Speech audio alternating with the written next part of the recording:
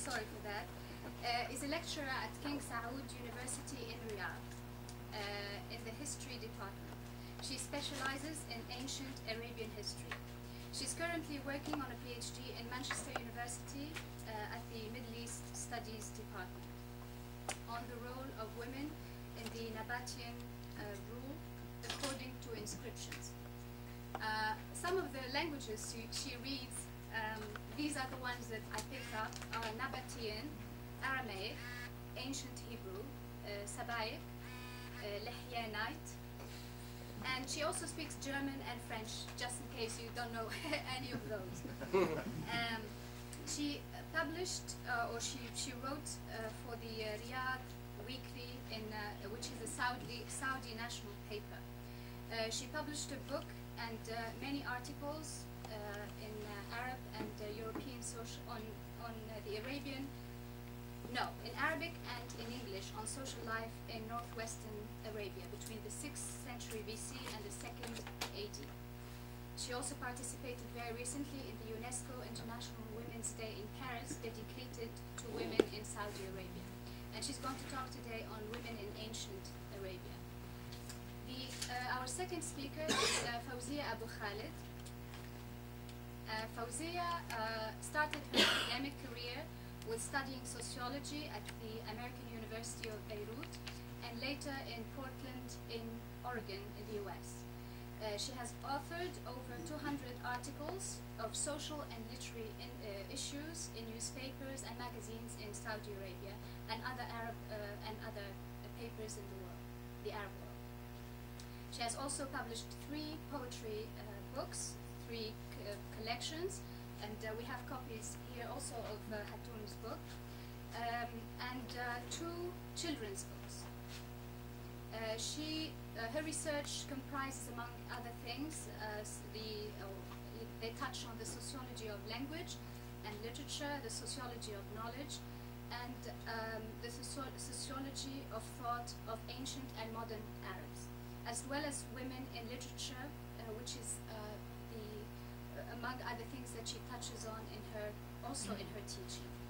She's a lecturer at King Saud University in Riyadh as well, and she's going to talk on the contemporary side of the talk.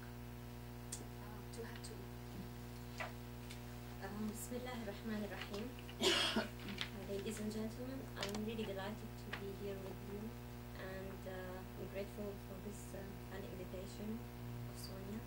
I hope that you enjoy our talk today, though it's a little bit intensive between the past and the present. Okay, I'm going to talk about women in ancient Arabia. I'm going to use a few transparencies to help with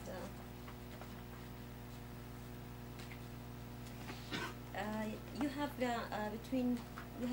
I think copies of the handout that has the map and outlines of what I'm going to talk about. I'm going to talk about women in ancient Arabia, which is what I mean by that is Arabia.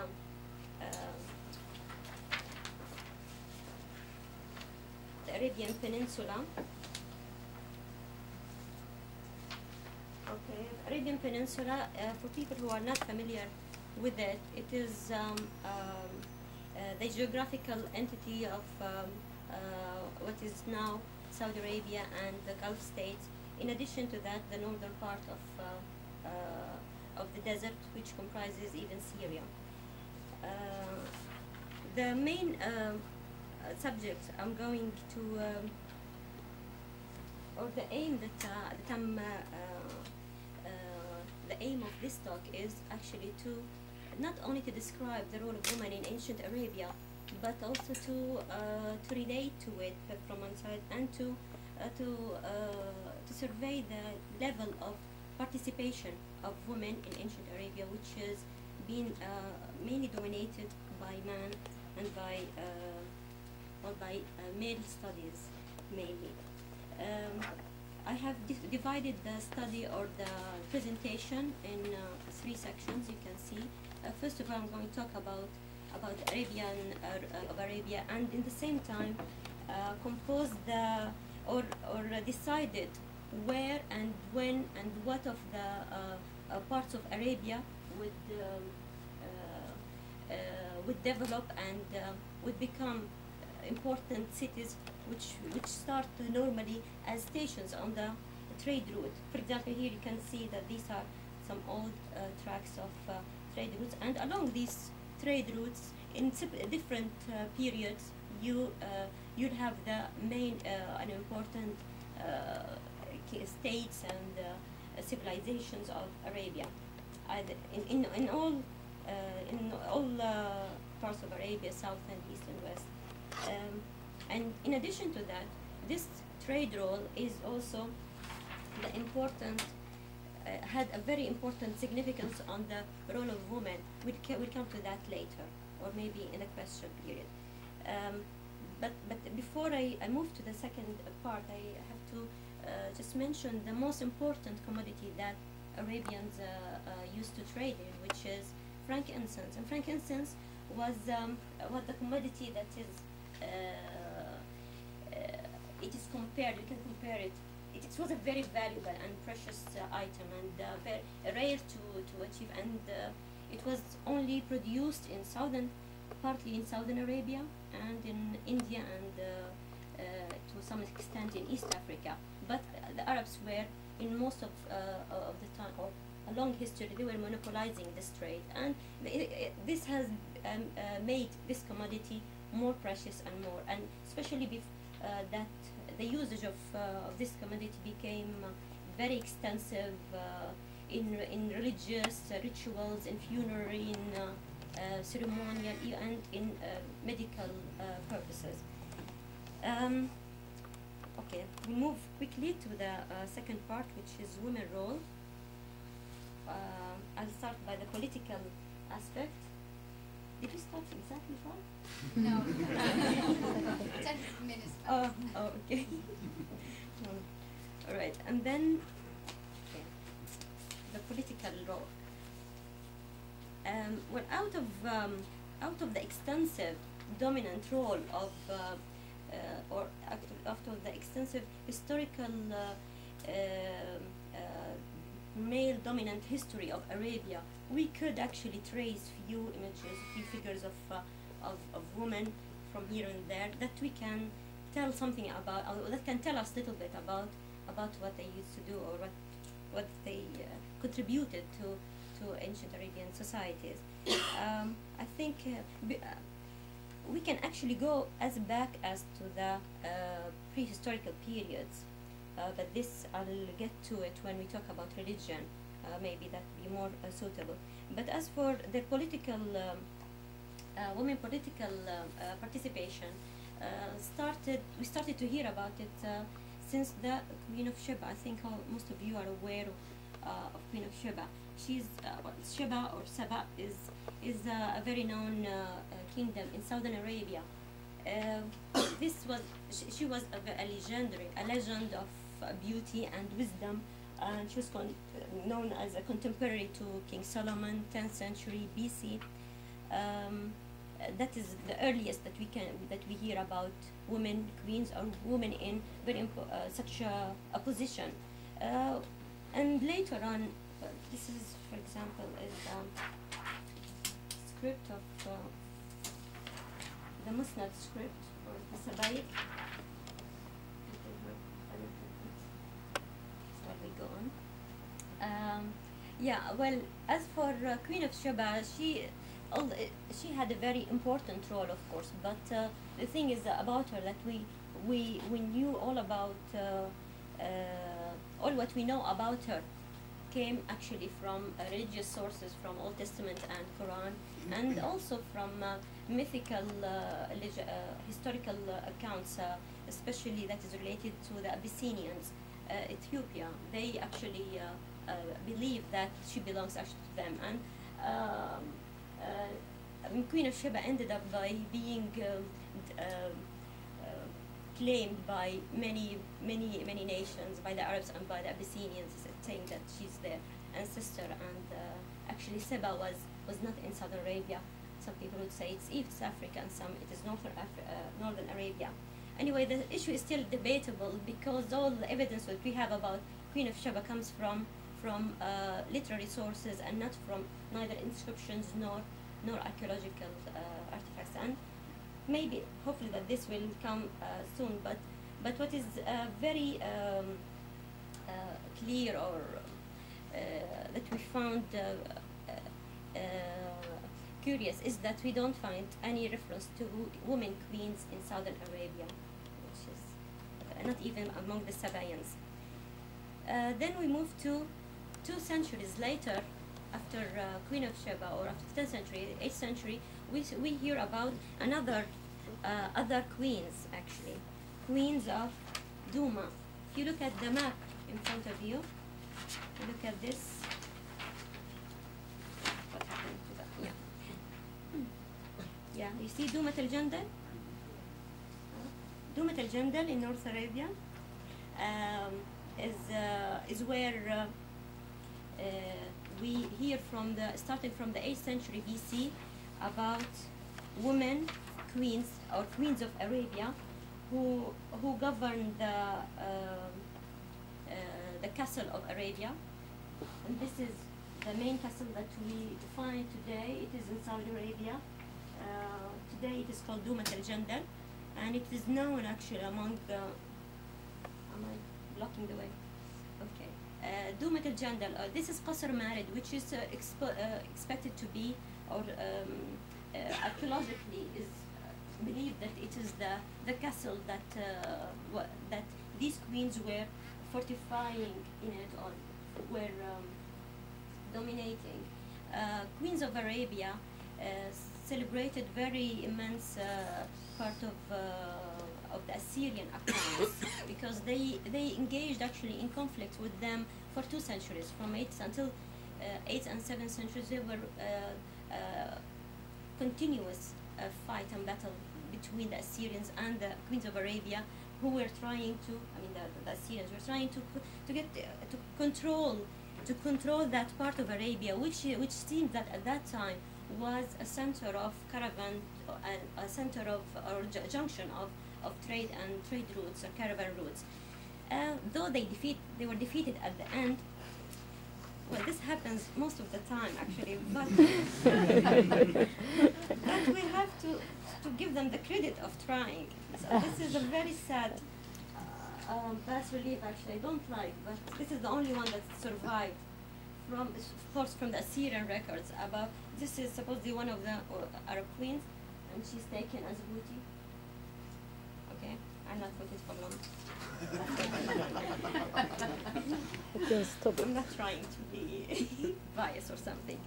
Anyway, nationalistic part come from. Anyway, we received, or what reached us are the names of 6 queens. 6 of them. Each of them is called Queen of Arabia. For example, Zabiba, Queen of Arabia; Shamsu, Queen of Arabia; so and so, Queen of Arabia, which is very impressive, and made us question this role a lot. Actually, they were in the same time they were occupying the role as the higher priestesses. So they were combining both positions. In later times, in later periods, after many defeats from the Assyria anyway was an empire. Okay, it was an empire, and they have ruled the whole ancient Near East. Anyway, after these 2 centuries, after these 2 centuries, we move to 6th century BC with the kingdom of Lihyan. Lihyan is a kingdom that was based in Dedan, or Al-Ula. Okay.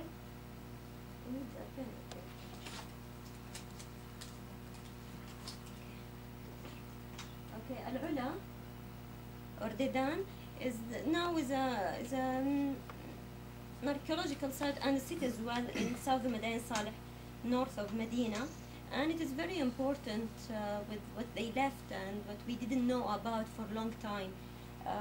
They were a very important kingdom in northwestern Arabia from 6th to 1st century BC. Even all that northern part of the Red Sea was called, was named after them, Ilianite Sinus or Gulf, and they expanded, especially economically. Anyway, one of the inscriptions, the Lahinite inscriptions, mention a queen called Asif, and this is very remarkable. Actually, Lahinite women were more active in religious aspects. This is what most of the inscriptions tell us.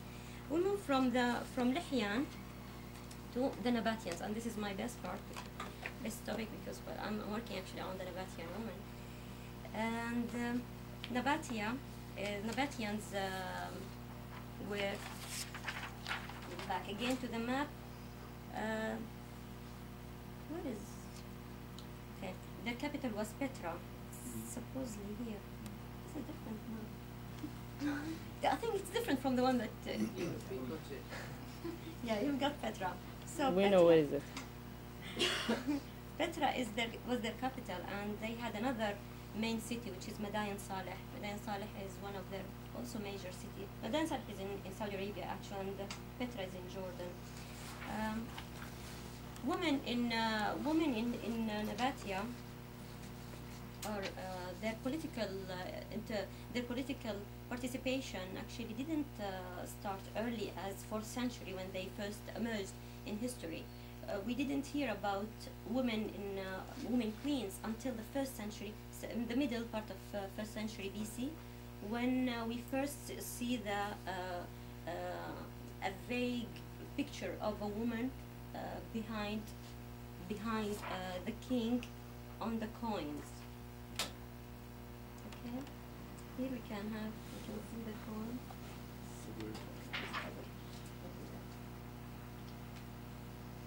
Okay, you can see here two figures. Okay, two figures. It is very interesting to see that Nabatean coins had always, not always, I mean in the recent period, or in its peak, we find that women queens were always part of or next to the king in the coins. But when they started to appear on coins, it wasn't that they suddenly appeared on it. They went through a gradual stage from being at the back, and well, they were always side by side, but they were very vaguely clear. And it wasn't until 8 BC, I mean at the end of 1st century BC, that we started to see the queen clearly, and to have her name actually inscribed on the coin, Shaqilat Malikat Nabatu, with the whole title as Queen of Nabateans.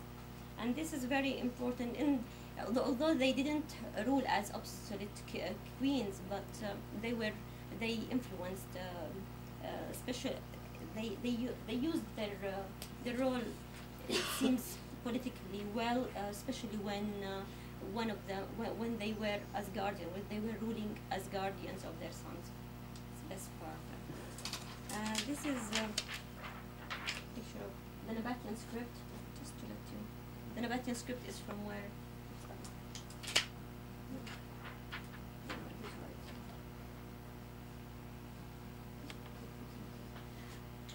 Excuse me, how does it read? Right? Right, from right. Like Arabic? Like Arabic. Actually, the Arabic script is derived from Nabatean script as a script. But these are the monumental script, Nabatean script, which might seem a little bit far away from Arabic, but their cursive handwriting is more wonderful. It's closer to Arabic. Okay, from the Nabateans, let's move quickly to Palmyra. Queen Zenobia is a very famous. Before Queen Zenobia, these are some photos. This is Madain Saleh, one of their main tombs, and this is also a nice picture of what they did in Madain Saleh. These are all tombs actually; they are not houses. Okay, and that inscription is the one that is inscribed and left on top of the door. As for the next queen that we is also another legendary queen is Zenobia of Palmyra. You know what Palmyra is? In Syria. This is why well, it's not on my map. It's on your map. Okay, you find Palmyra on top of northern Syria. It's a caravan city, but under Zenobia ruled as the guardian of her son after the death of her husband in the 3rd century AD, and that was when she actually took over in a very strong way, and Palmyran civilization and state got to its peak under the rule of Zenobia. She called her state as an empire, and she challenged Rome, Orleans, and she led actually herself her army up to Caledonia on the northwest of Asia Minor of the Bosphor. But she was defeated at the end. It's Roman Empire, but she ruled for 6 years. I mean, a woman and a small, tiny caravan city. That's what it gave. Just a glimpse of what women can do if they were given a chance. Okay, and this She's Syrian. she struck a coin of her own. This is Zenobia's coin. This is her son Wahbelat, and Orleans came, of course. And Palmyran women are very well depicted in bas relief, and this is what we find a lot of images of these women on their tombs, together with their names, and they're very, very beautifully made and done with their whole dress and costume.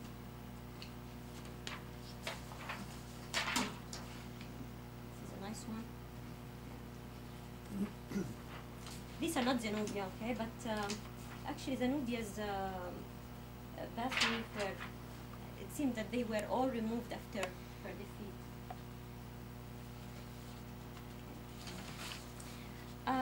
After Zenobia, the last queen that we hear of is Queen Mawia, and that was in the 4th century AD. Queen Mawia was the queen of the Saracens, or of the Bedouins of northern Arabia and southern Palestine. And she ruled after her husband died, and she revolted against the Byzantines at the time, 4th century AD. And she really defeated them, and it was because of this move and this revolt. This event was recorded very well in the Byzantine sources in a very interesting way. I'll not talk more about women in politics. I'll move to their role in religion. If you talk about women's participation in religion came under different ways, as goddesses, as priestesses, as worshippers, even as alms collectors. As goddesses, we hear along the ancient history of Arabia of many very important and famous goddesses, Arab goddesses like Allat, and who is the mother goddess, Al-Uzza, who's queen of Venus, queen. No, I mean goddess, goddess of. She represents Venus, but also she might be a war goddess. There is also Manat, who can be the goddess of luck, or goddess of death, or goddess of water. I mean, there are the roles of goddesses and gods. All data is very debatable and differ from time to time. But before extending the talk about goddesses in the Nabatean and later stage, let me show you some of these rock art photos, transparencies that date to between the 8th millennium BC to 1st millennium BC. and they represent to a great extent women. Women dancing. Maybe this is a little bit vague or not clear, but maybe this is a better one. Can you see this? The hair is always very clear.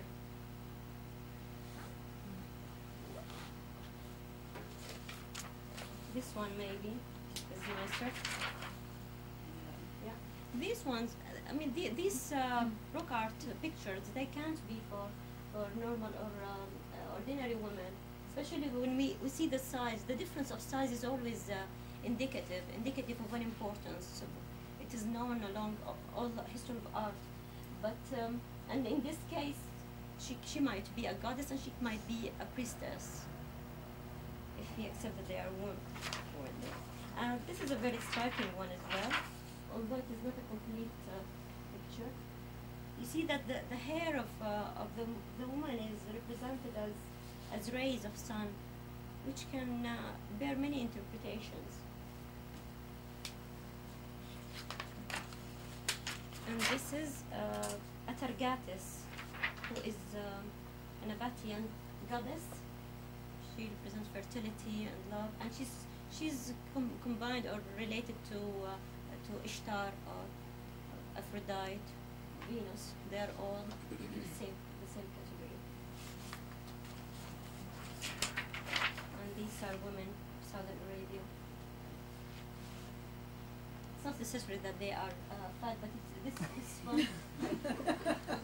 This is the one that I have. I mean, they represent different. I mean, some of these actually these statues or bas-relief are they are votive stones. Or as priestesses, we hear as we saw with queens of Doom at Al-Jandar in Northern Arabia, that queens were as well priestesses or high priestesses. So we found that this dialect of and relation between the authority, the political authority and power, and the religious. This doesn't mean that priestesses were not among ordinary women. It was also. In the Lehyanite inscriptions provide us with the majority of inscriptions that are related to priestesses and worshippers. Worshippers were mainly those women who brings their offers, and sometimes they offer even themselves or their daughter, their sons, to the service of a certain deity. Or this. In the Lehyanite kingdom, they were even collectors of alms sadaqat. There is this role. It's called salhat, which is very recently discovered or interpreted, and is still controversial and interesting to see that women were really going on collecting alms for deity with Dughaba. Dughaba is there. As for the economical role of women, I think I'm running out of time. Yeah? Okay. Quickly go to the economical aspect of women, where the striking point is that, not striking, but it was maybe it's ordinary to the age, that they had a legal qualification or legal standing, and actually we don't have any evidence of an agent or a tutor that is or a guardian of the woman in her transactions.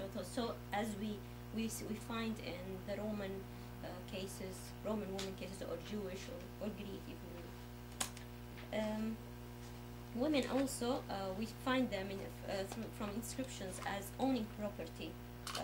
They own land, farms, cattle, tombs, whatever. I mean, there was no restriction on them. That they had the right to own, and they had no restriction. There was no restrictions on them by having any type of transaction, buying, selling, lending, pledging, letting, renting. All those transactions that were provided to men. There wasn't any distinction. As for inheritance, she had the right to inherit and to pass inheritance to her hairs, and sometimes just to her female hairs. Okay, I'll go to the. I'll finish by concluding that by saying, yeah, that as we saw from the political role of women, that it is mainly concentrated in the north. It seems that there was a difference of mentality or social acceptance for women as rulers in the north than it is in the south. And we saw that there were different ways of ascending to the throne, and different ways of struggles for freedom, for pride, for honor, even though they defeated. But still, I mean, the concept, I mean, is there, the essence that they won't accept a ruler on them. They would defend with their lives. We saw that some of them ruled as absolute queens, as in Duma, as in the case of Queen of Sheba, and some as spouses, and that we found that there were a gradual process of their appearance and in gaining power, as in the case of the Nabatean woman.